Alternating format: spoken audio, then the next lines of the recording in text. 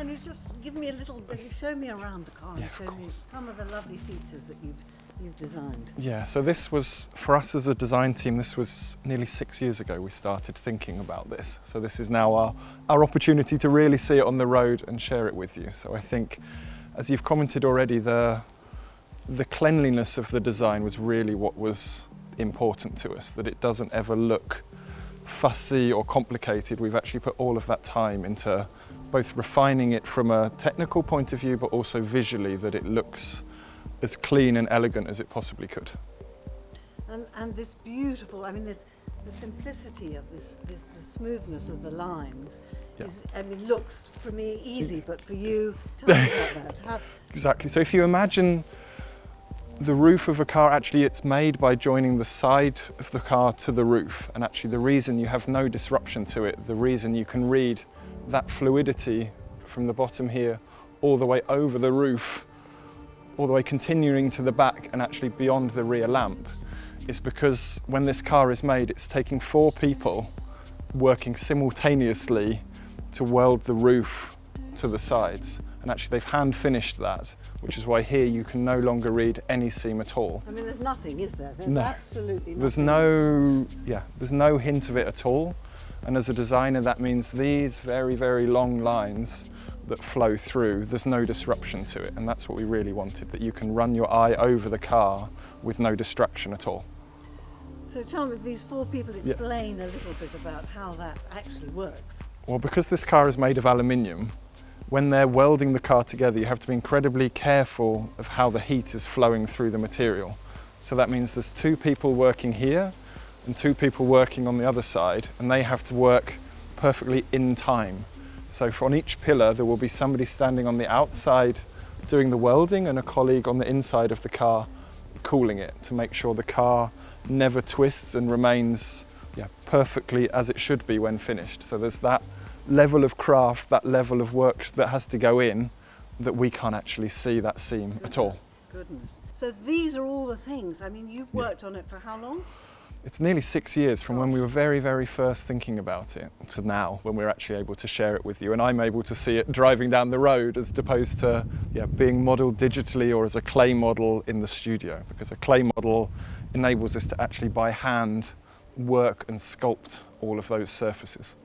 Tell me what is the process when you're designing a car and it's taken you 6 years to come up with this beautiful car, and I've driven it today, so it's magnificent, so congratulations. Thank you. But what are the features that you think first, before you even put pen to paper, what was the important elements of this car that you had to think about? So when we're really first starting, you're trying to establish what should the character of the car be? How can we answer all of these comments and questions and thoughts we've had from our clients? And that on this car in particular was actually to have a very almost restrained, a less opulent way of owning a Rolls-Royce. They wanted something with real substance to it, but not any kind of overt statement. So that's what we were really discussing. And then from that point, it's actually quite abstract, and we're talking about what should the mood be. And then what was really great working on Ghost here is this Ghost is now on the aluminium architecture. And that means actually we had the freedom to make the car wider, to make the car longer, and actually to work on these really big gestures. And that's why actually the line work and the detail can be so reduced, because actually the overall proportion, like designing a building or a yacht, was actually where we started. And interesting you say about designing a yacht. I mean, the freedom and the flow of a yacht that goes through the sea is what you've incorporated here. So we're always looking at that, sort of what can we look at as inspiration, and really architecture and yachts particularly for me resonates.